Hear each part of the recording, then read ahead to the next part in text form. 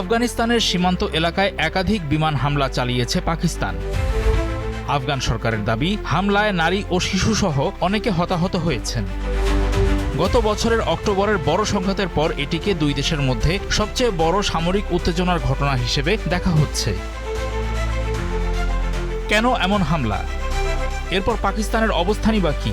22 ফেব্রুয়ারি পাকিস্তানের তথ্য ও সম্প্রচার মন্ত্রণালয় এক বিবৃতিতে জানিয়েছে, গোয়েন্দা তথ্যের ভিত্তিতে সামরিক বাহিনী এই অভিযান পরিচালনা করেছে। তাদের লক্ষ্য ছিল সশস্ত্র সংগঠন টিটিপি এবং তাদের সহযোগী গোষ্ঠীগুলোর অন্তত 7টি আস্তানা।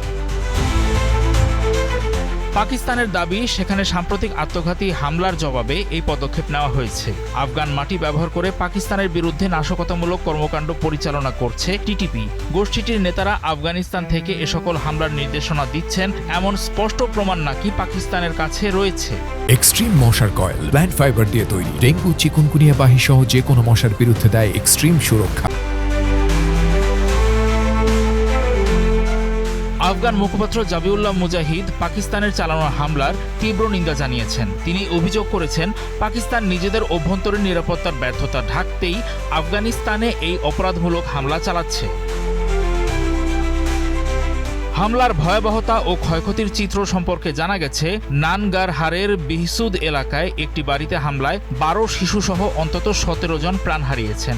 স্থানীয় নিরাপত্তা সূত্র এসব তথ্য জানিয়েছে। আফগানিস্তানের নানগারহার ও পাকতিকা প্রদেশে এই হামলা চালানো হয়। উদ্ধার কাজে বুলডোজার ব্যবহার করে ধ্বংসাবশেষ থেকে হতাহতদের বের করতে হচ্ছে। 2025-এর অক্টোবরে দুই দেশের সীমান্তে বড় ধরনের সংঘর্ষে 70 জনেরও বেশি মানুষ নিহত হন। এরপর একটি অস্থায়ী শান্তি চুক্তি হলেও আফগানিস্তান পাকিস্তান সম্পর্কের কোনো উন্নতি হয়নি।